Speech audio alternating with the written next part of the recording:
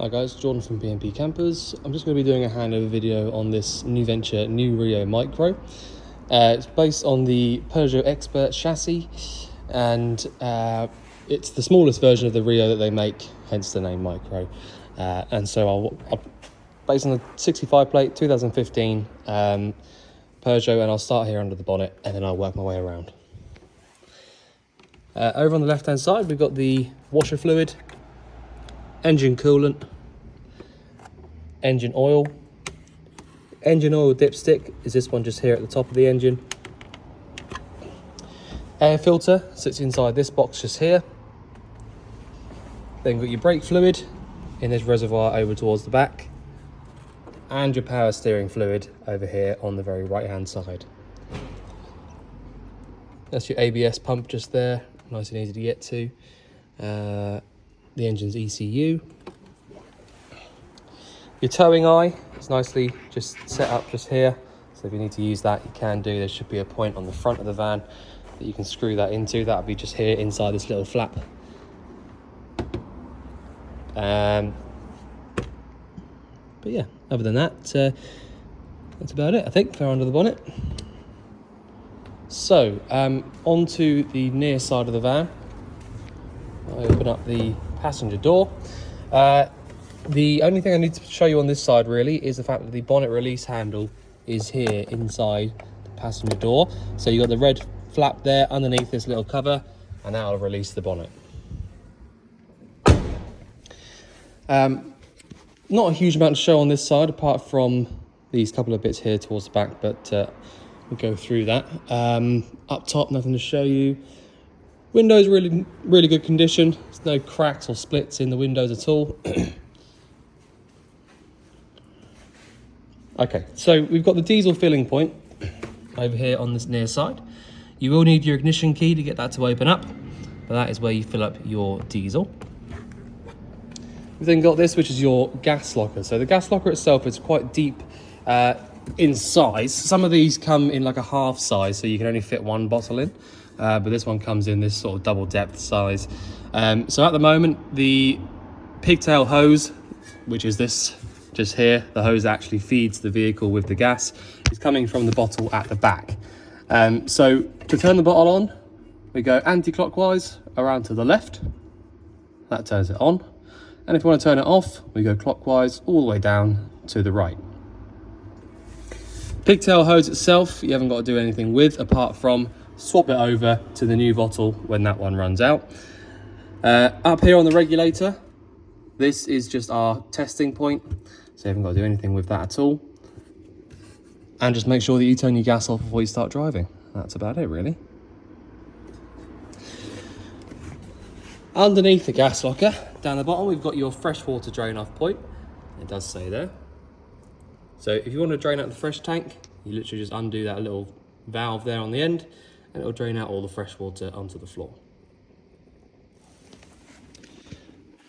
These two vents just here, these are both to do with your fridge. So if you've got the fridge lit up on gas, you'll feel hot air coming out through this vent here. You can also see a little bit of condensation building up above that. I have got it lit up at the moment, so that is completely normal. But yeah, so if you need to get to the back of the fridge, that is your two vents there to get into that. You've also got your fresh water filling point just here at the back. So if you wanted to fill up the fresh water, you undo this little lock here and it'll unscrew and allow you to fill up your fresh tank from there. So the bodywork looking really nice and shiny. Previous owner has looked after this vehicle, so you know, it's good. It's going to be a very good vehicle for whoever owns it next. The step at the back of the vehicle is an electric step, so you've got a switch just inside the door here, which will bring the step in and out really nicely. So onto the off side of the vehicle, we've got the first locker we come to is the toilet cassette locker. So we've got a freshwater flush on here. Basically what a freshwater flush is the fact that you don't have to fill up a separate flush fluid reservoir. So as long as you've got a little bit of fresh water in your fresh tank, you'll be able to flush the toilet anytime. To take the cassette out, We lift up on the yellow tab here and pull the cassette towards you. Once you've got it to here, you can then take that all the way out. All you need to know from there is that you empty it out from this point just here. So you unscrew this and empty from there. Blue fluid goes back inside here once you've emptied it out, about a cap full, this cap here. And then you've got a little yellow button there at the back, which will basically be a pressure release button for when you're actually draining it out. So tip it up and hold down the little yellow button there and it will drain out a lot easier. Push it all the way back and that's it. Next on to that, we've then got your wastewater drain off point. So this is going to be the one that you're going to be using more often. So you can obviously get like roll-away tanks for these if you want to put that underneath there. But yeah, that's where you drain out your wastewater. Wastewater is basically any water that's gone down a sink or drain inside the vehicle. So yeah, not anything to do with the toilet, but any sink drains. And the last thing on the outside is going to be your electric hookup point. So that is this one just here. So if you do have access to a hookup cable, it is really handy to have it plugged in. It essentially means that you'll have access to any of your 240 volt or your mains plug sockets inside, and also the fact that your mains charger will come to life, and so that your leisure battery will be up to fully charged all the time. So your engine battery sits underneath this little hatch down here in the driver's side. So if you wanted to get to that, nice and easy, literally lift that up and your engine battery's just there. A really nice high spec in this cab, obviously based on the automatic chassis, which is a little bit less common. They tend to be on these Peugeots when they're the automatics rather than the Citroen. So we've got, as I say, automatic gearbox. You've got, I'll just zoom in a little bit. You've got your air conditioning from that little switch just there in the middle. You've got the lock and unlock switches on the left-hand side. You've also then got your original factory fitted head unit just there. All of your heater controls down there as well. The hazard warning lights is from the switch just up the top there. You've also got the option of the cruise control, which is from that little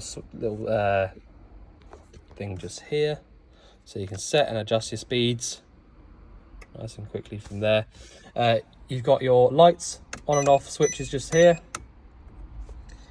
Washers and wipers over on the right hand side. Not sure what's going on with my camera. And your stereo adjustments just there underneath that. Drinks holder on this side. You've got the same on the other side there as well, I think. On the door, the driver's door, we've got the electric adjusting mirrors. So you can basically just slide this to whichever mirror you want to move, and then move this around like a little joystick to move the mirror wherever you want it to go to. And obviously your electric adjusting windows as well. So everything sort of electronically adjustable inside the vehicle. But yeah, there we go. So I'll just jump out now and then walk around to the outside and show you through to the inside of the vehicle in the back.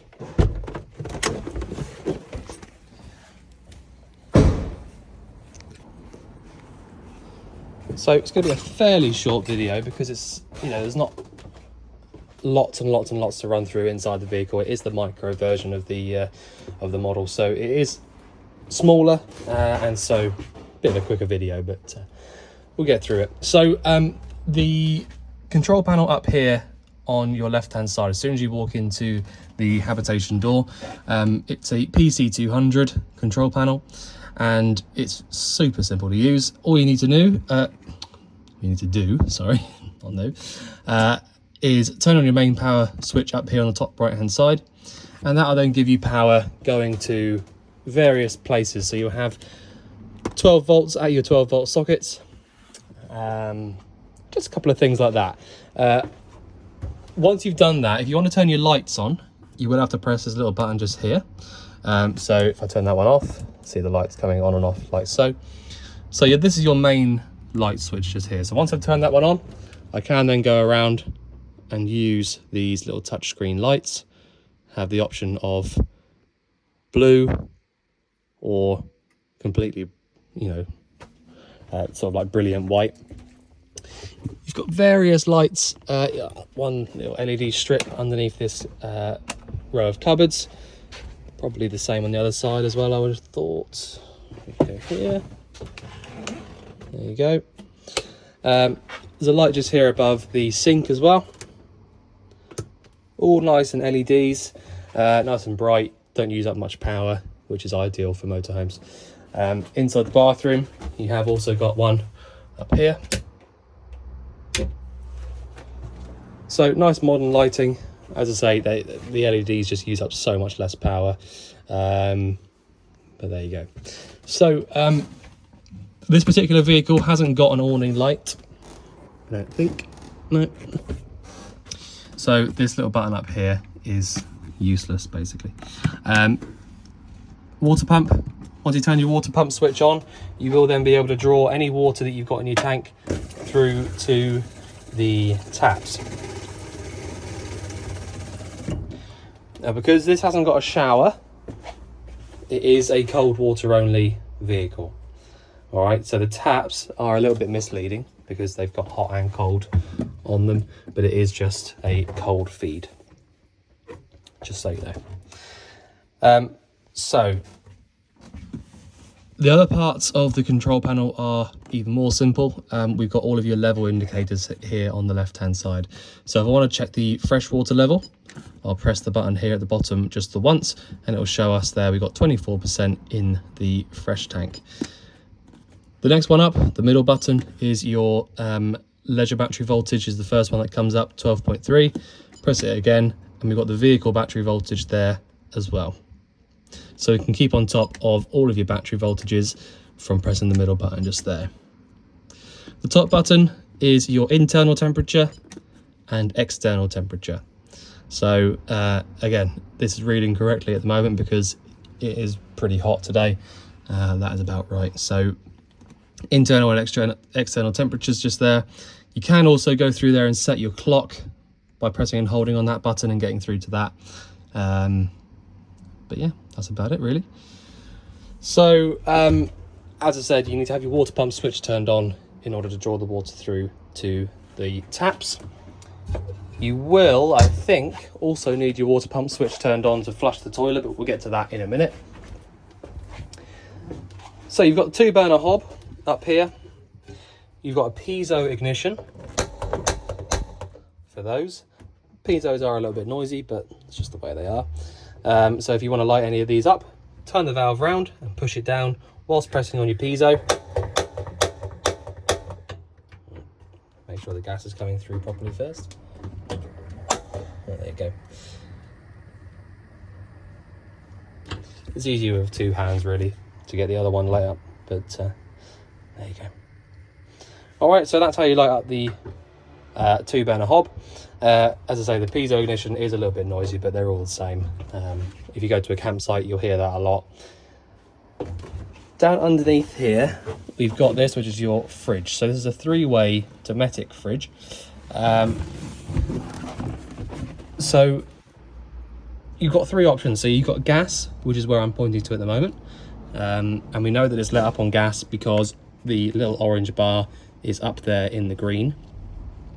If I turn the gas off, just by turning this valve back around away from the gas symbol, we watch what happens. Straight down to the white again. And so all the time that your little orange bar is down there in the white, it means that the flame is not on. So the 3 options, as I was saying, is mains. So this is your hookup, 12 volt, which is whilst you're driving, or gas. So let's just say we're hooked up on the mains right now. I would be going straight here to electric, and after about 2 or 3 hours or so, you have a nice cold fridge. And so you haven't got to do anything with that. You literally just turn it on and it will, get to a cold temperature.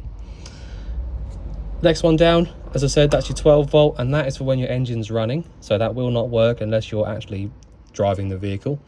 And the idea behind that one is that you have to pre-cool the fridge before you leave, and then switch over to 12 volt just for whilst you're driving, pretty much just because it holds the temperature inside the fridge. It's not really powerful enough to get the fridge cold by itself, so don't expect it to be cold. You know, if you haven't pre-cooled it, if you drive for half an hour with it on there, it will not be cold when you get to where you're going. So you need to pre-cool it before you leave, and just use the 12 volt switch there for whilst you're driving. The gas is the only one that's a little bit more involved. If you go all the way down to the bottom for gas, you've then got to press and hold on your ignition switch, and then press in on this one here. So if we watch the little scale there,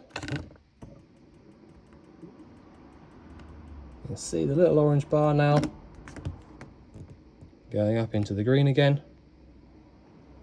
I'm just holding on to this still for a second.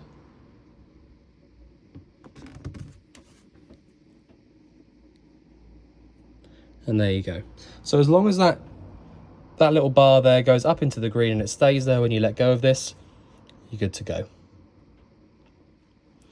And that's how you use it on the 3 ways. So I'll go all the way back to the top now, making sure that our little orange bar is down into the white again, which it is. And that's it. So you've got a couple of gas isolators down here. So you've got fridge, hob, not in use, so the white one there isn't being used, and your heater is the red one. So if you want to isolate the gas from any of those specific places, you can turn those little valves there 90 degrees and it'll stop the gas running through.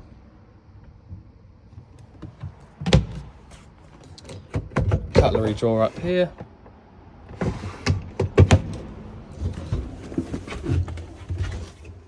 All right, so the bathroom itself is pretty straightforward. Just turn this light on.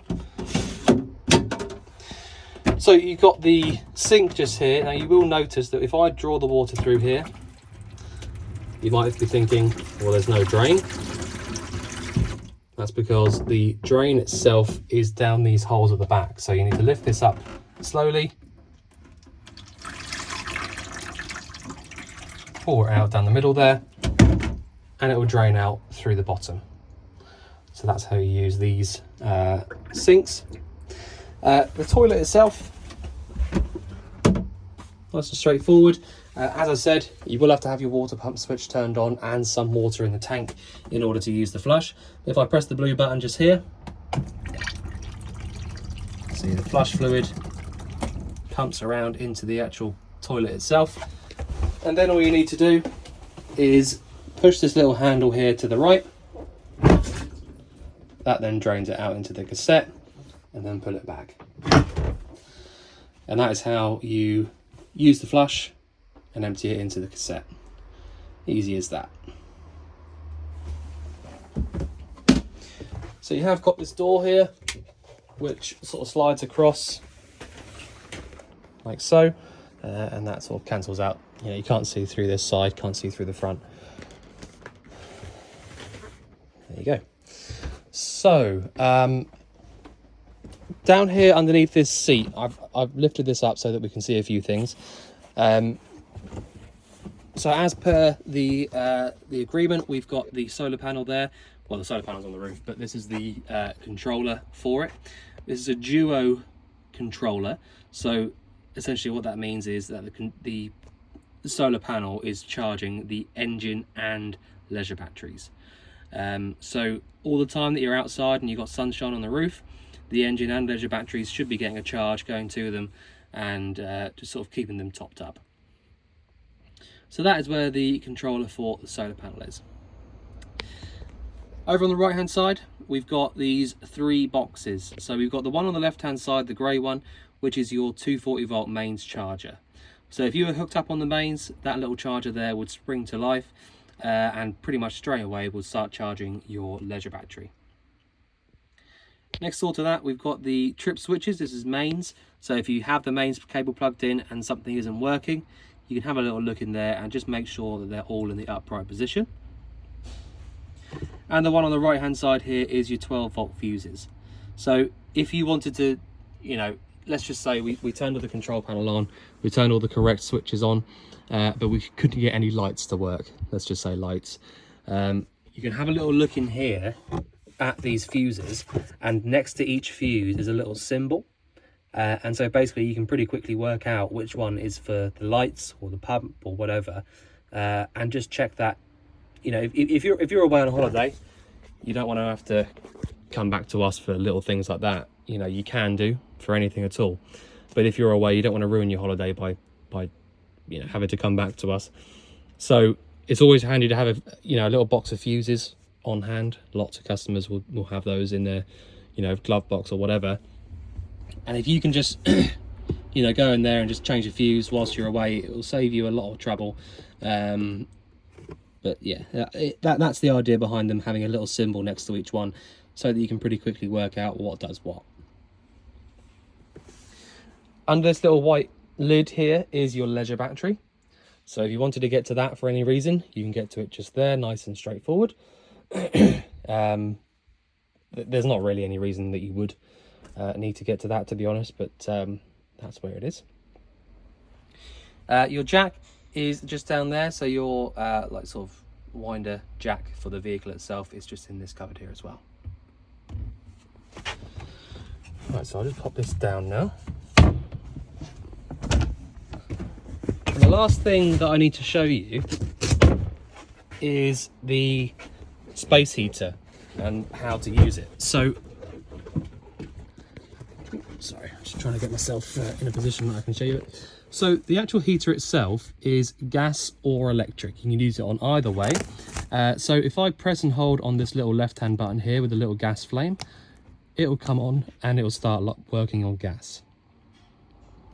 So the number that comes up on the screen just there is the ambient temperature inside the vehicle right now. So it's saying that inside the vehicle right now it's 23 degrees. If I press on this little left-hand button here, it's now going to show us the temperature that we're trying to get to. So obviously 30 is a little bit excessive, but just for the sake of trying to get it to come on, I've had to set it really high. The little red light that comes on just there is telling us that the flame is on and it's working. And so basically the ambient temperature there, 23, should get itself up to 30 now that the flame has come on. Okay, so if I want to turn this off, I press and hold on the little flame symbol there and let go. Flame goes out and the heater itself will run on for 3 minutes in order to cool itself down. So that's how you use it on the gas. The left-hand switch just here is how you use it on the gas, and you select your temperature over here on the right. Now, as I said, you can also use it on electric. So if you're hooked up on the mains, you can use it on that. So if I press and hold on this little right-hand button here for a few seconds, it then comes up saying E1.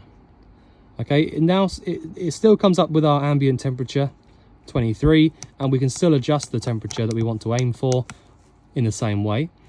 But the one on the right-hand side is our electric. So where it comes up saying E1, that is when you're using 500 watts of electricity.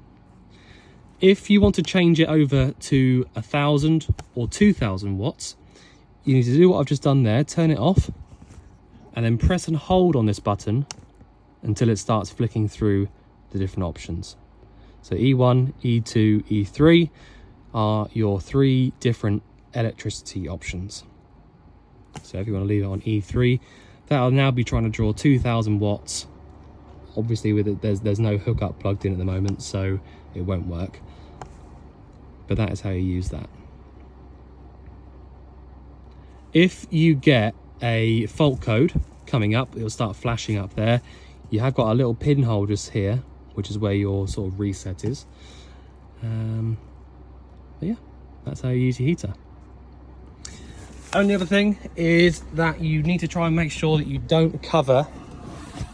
Oops, sorry. So make sure that you don't cover either of those vents just there. So one of them is to draw the air in, and the other one's to blow the air out. So you need to make sure that they both leave them both completely uncovered, so that it doesn't overheat or struggle to get any air or anything like that. So I don't think there's really anything else to run through. I'm pretty sure I've shown you all the appliances and where things are. So if there's anything you think I've missed out, or anything you want going over again, just let us know. But otherwise, I look forward to seeing you soon. Thanks very much.